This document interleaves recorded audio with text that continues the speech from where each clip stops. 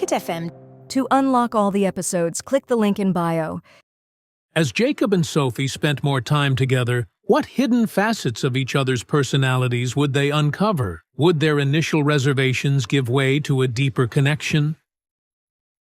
Jacob and Sophie had been quiet for some time now. Jacob was sitting right next to her on the bed and could feel her body heat on his left side. The fragrance of her body mist filled his nostrils, and for a few moments he was lost in thought. He had told Sophie to stop falling every now and then, but now he wanted her to, just so that he could catch her again and feel the warmth of her skin on his hands. Jacob turned his head towards Sophie and saw that she was deep in thought. It seemed that she was still upset, and this feeling wasn't going to go away that easily. He slowly got up from the bed to leave her with her thoughts. Just as he stood up, Sophie looked at him and said, "Where are you going?" Jacob turned around to look at her. "I'm just taking a tour of your room," he said gently. Sophie didn't answer him. She probably didn't know what to say. "I'll leave if you're feeling uncomfortable," Jacob continued. "No," Sophie exclaimed. "You can stay here," she said softly. Jacob knew she wasn't okay with the fiancé situation, but perhaps she needed a friend who could understand her situation because he was in the same boat too. "That's what I'll do, then. I'll be a friend," thought Jacob. He asked Sophie, "Is there anything to do around here?" Sophie got up from the bed and sat in front of the computer and reactivated the screen with her mouse. "We can play games on my computer," she said as the desktop wallpaper emerged. She had a bright smile, and she was sticking out her tongue in the picture. She seemed to love the beach, going by the happy picture. She quickly switched the screen, as she must have noticed that Jacob was looking at the picture. However, Jacob couldn't see her expression from where he was, but she was blushing. A little embarrassed, Sophie distracted herself by playing Plants vs. Zombies. She focused on continuing her last level, and as she did, she unintentionally forgot that Jacob was still in the room. Out of boredom, Jacob picked out a random book from the bookshelf across the room and sat down on a chair near the balcony. Soon, he too was lost in the book. Sophie suddenly remembered about Jacob and turned her head around only to see him read quietly. She couldn't help but glimpse at him in between the game. "He doesn't look like a bad guy. He is cute, too," she thought to herself as she looked at him. "But to marry him—" Sophie felt internally conflicted. She pouted as she carried on with her game. Time flew by as she fought through many levels. She was deeply focused on the game now, as more and more zombies kept showing up on her screen, and the pea shooters Sophie planted weren't enough to defeat them. She could do nothing but watch the zombies break through the door. She failed the level 5 times and finally got frustrated by it. She threw the mouse on the desk as if she was mad at her computer. "Don't take it out on the mouse," a voice came from behind her. She turned around to see Jacob standing behind her. When did he get here? She wondered. She couldn't control her blush. She blamed herself for being too focused and forgetting about Jacob. However, it wasn't completely her fault, as this was her bedroom, and she had always been alone in there. Her complete attention was at the game, and it made her forget about her fiancé. "I can't get through this level," she admitted sheepishly. "Plant 2 rows of sunflowers in the back. Leave an empty roll for ice pea shooters in the front. Plant another roll of pea shooters in front of that. Then plant a roll of potatoes. Same in the water, except planting the lotus leaves first," Jacob said. "Pfft, that would never work." Sophie wasn't convinced. "Your way isn't working either, is it?" said Jacob. Sophie pondered over Jacob's idea for a few minutes before she started the level again. She successfully passed the level using Jacob's strategy. "Did it work?" said Jacob, who had returned to his reading chair. "No," said Sophie. She didn't want him to think that he was right. Jacob stood up, pretending to go over and check. Sophie quickly exited the game in panic. However, she bit her lip to control her blush. Don't look at it." Sophie stood up hastily to block his view. She was conscious about Jacob or anyone else seeing her in a swimsuit. Jacob chuckled and teased her. "I've already seen the live version. Why can't I see the picture?" Sophie gritted her teeth and clenched her fists. She hit Jacob on his chest. Thanks to the loss of her internal core, it wasn't a strong hit. Instead of causing pain to Jacob's chest, it felt like she had put her hand through a wall. Sophie smiled at Jacob's reaction because he was covering his chest and pretending to be hurt. "Humph! I shall teach you another lesson if you say something like that again," she said playfully. She then sat down and continued with her Plants vs. Zombies game. Jacob was bored of reading, so he dragged a chair beside her and watched her play. Sophie was, in fact, bored of playing alone, so she was glad he came to watch her. Not to mention, she certainly needed some help with some levels. "Plant a chomper here. Here, collect the sun. Here comes the last wave. Get the cherry bombs ready." Jacob kept on instructing on the side. "So annoying. I know." Sophie blamed the hard levels as she did what Jacob said.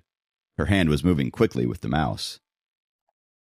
The two of them were too focused on the screen to realize Helen had quietly pushed open the door a bit to take a look at them, and stood by the door for a while.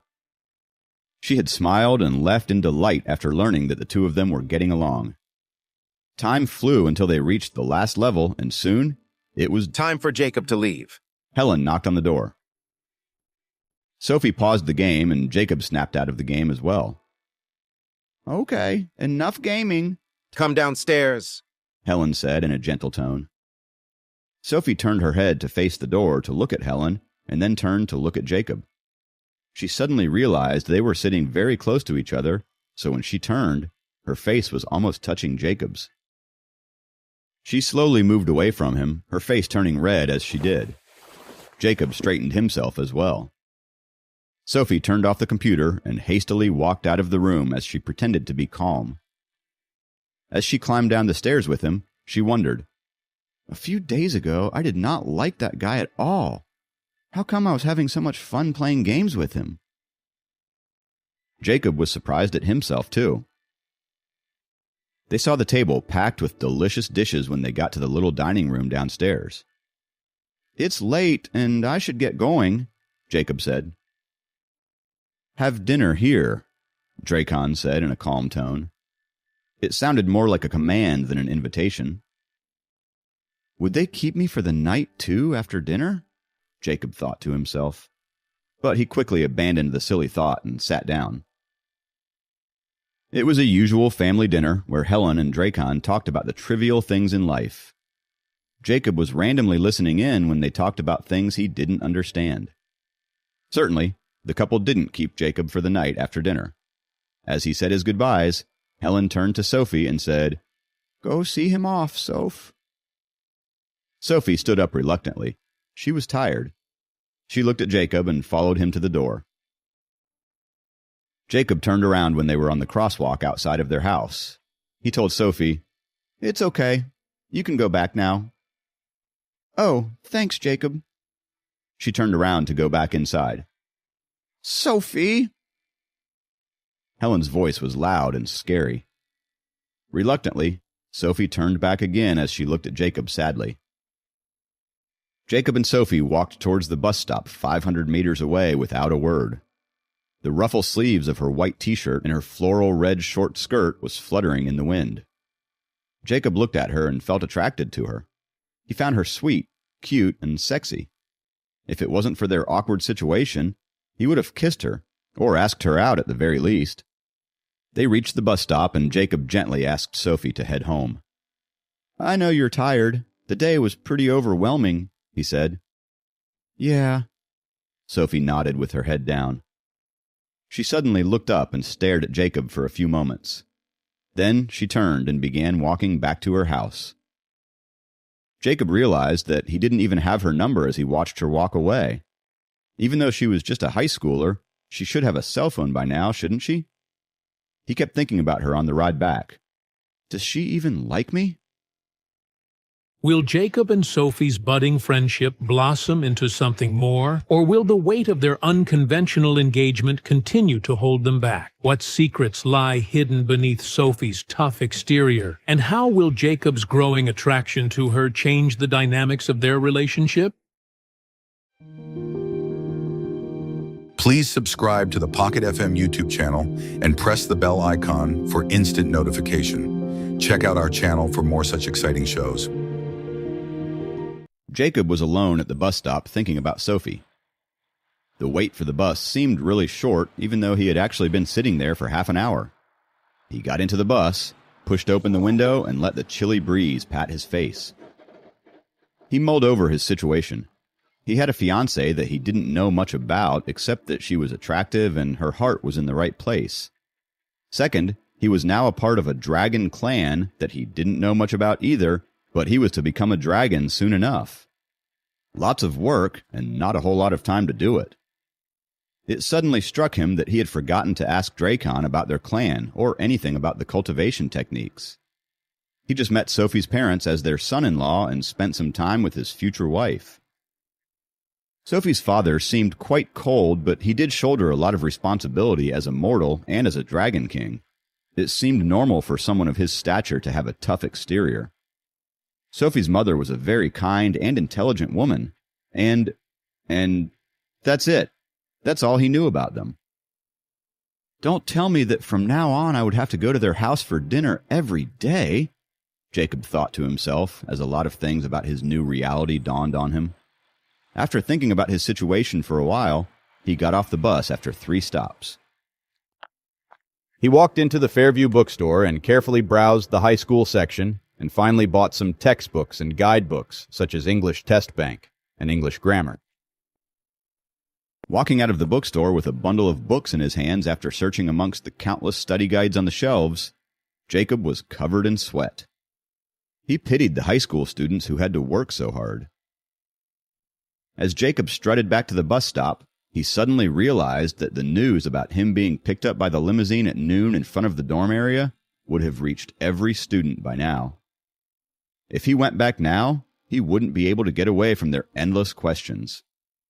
He was always trying to keep a low profile and didn't want to get too much attention from anyone in general. But recent events had made him one of the most popular boys in college. He immediately made the decision to go home instead and caught the first bus in sight. The bus ride was bumpy, but Jacob didn't care. He silently watched the twilight descending into night as he clutched hard at the study material in his hands. His thoughts were interrupted by a call on his cell phone. It was Sam. Jacob picked up the phone, and before he could say anything, Sam began yelling. Jacob, why aren't you back yet? Where the hell are you? It's getting late. I'm going home today, Sam. I'm tired. Jacob knew Sam would be waiting for him. Oh, tired, huh? Looks like our dude had a great time today. Sam's voice went from concern to playful in seconds. What on earth was going on during the day? You left us all in shock, mystery man. Nothing really. It was the relative from last time, asking me to have a meal at their home, Jacob answered casually. Are you kidding me? You get picked up in a limousine and the old man tells you that you need to meet your fiancée and you say nothing's going on? Come on, man, tell me more. Sam kept insisting. He was clearly excited to know everything. He went on trying to convince Jacob to confide in him, but Jacob knew he couldn't talk to anyone about his new world. He sighed silently as Sam went on. Nothing major is going on, Sam, I promise, Jacob said when Sam finally let him talk. I am just a bit tired, so I'll spend the night at my home and I'll tell you everything on Sunday. Fine, we will wait for you to come back and continue our interrogation. We're not letting you off the hook so easily, Sam said as he hung up the phone. Jacob was actually speechless about what Sophie's family did today. He wished that he could keep their circle a secret, but on the other hand, the way they acted was so eye-catching that it drew so much attention. But who could ever imagine how different their identities really are? The biggest geniuses of the world often lie to conceal their mission, but by keeping such a low and mysterious profile, it may draw even more attention from others. Jacob continued to wonder long after Sam had hung up on him. Jacob wanted to stop thinking about his new dragon in-laws for a bit, so he checked his cell phone. He wasn't surprised to see Sam's dozen messages and proceeded to delete them. There were a few from his class president, Kathy, as well. He sighed as he deleted those, too. What was the point? He already has a fiancée. He laid his head against the window and took a nap. It was very late at night when he got home. His grandma was surprised to see him because he never came home at this hour. But she was happy with the surprise and gave Jacob a big hug. He felt so light and unburdened in her presence that he almost blurted out about Sophie. But he bit his tongue and decided to keep it a secret for now. After spending the weekend peacefully with his grandma, he planned to go back to the university on Sunday evening so he could avoid the crazy gossip that must be going around about him. The big pile of sacks his grandma sent for his friends couldn't keep Sam and his roommates off his back. On hearing that Jacob was back, even the guys from other dorms flooded over. "Hey man, you made such a big scene. Getting picked up by a limousine? I heard that even the rich boy Malcolm from the advanced class doesn't get such a treatment," said Henry, who had welcomed himself into Jacob's dorm. "We heard about the fiancé. We know everything. Don't try to hide anything from us," said another uninvited classmate. "Even the girls were talking about you. They were saying that your family's filthy rich. Tia, a senior who didn't know you even existed, was also talking about you too." "Don't tell me that you hired some people to put on a show in order to cause a sensation." "Oh, that girl was cute. What was her name again?" "Dude, you seemed quiet at the university, but you actually meet a lot of girls outside of campus, don't you?" They were beginning to take it too far. Jacob could only listen to them helplessly. All right. Stop making things up," Jacob finally spoke up. "Look, it was a practical joke set up by one of my old friends. The limousine freaked me out, too. I know it looked like a big scene, but it really wasn't. I'd tell you guys, wouldn't I?" Jacob heard the murmurs dying out and then said, "How about we all go out to eat? My treat." The guys were all disappointed because there was no gossip, but they all got excited about the treat. They all rushed out of the dorm building, dragging Jacob along. Although most of them had eaten dinner already, they couldn't resist the invitation for cheeseburgers at the diner close by. Jacob had no choice but to shell out some money to end the drama.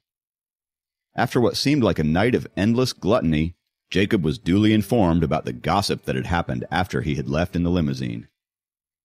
They told him that not just Jacob's classmates, but the entire college was talking about him. They were taking guesses at who his fiancée could be. Bets were being placed in secrecy, and the rich kids caught wind of the news too. They were all set to rag Jacob, but he never showed up this weekend, so they couldn't. Jacob silently thanked his stars. Having dined and wined to satiety, the boys began to leave. Jacob was left with Sam and his two roommates. They were heading back to their dorm room, talking and laughing loudly and with their arms around each other's shoulders. The four of them stopped dead in their tracks as they ran into Vice Principal Liam and some other teachers of the university who were inspecting the dorms. Seeing the vice principal up close, the roommates who were laughing and singing songs became quiet. They were silently waiting for a scolding from him. To everyone's surprise, the vice principal smiled and waved at them, even though he saw that they were all drunk. Liam walked by them along with the other teachers, and the guys exchanged shocked looks with each other. "Did I just see the vice principal wave at us?" one of the roommates asked Sam, who seemed to have sobered up as soon as he saw the group of teachers.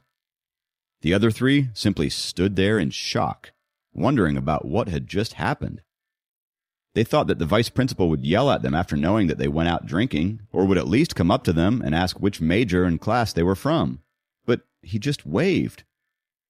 "Strange things happen every year in this college, but they sure are stranger this year," said Sam, letting out a sigh of relief.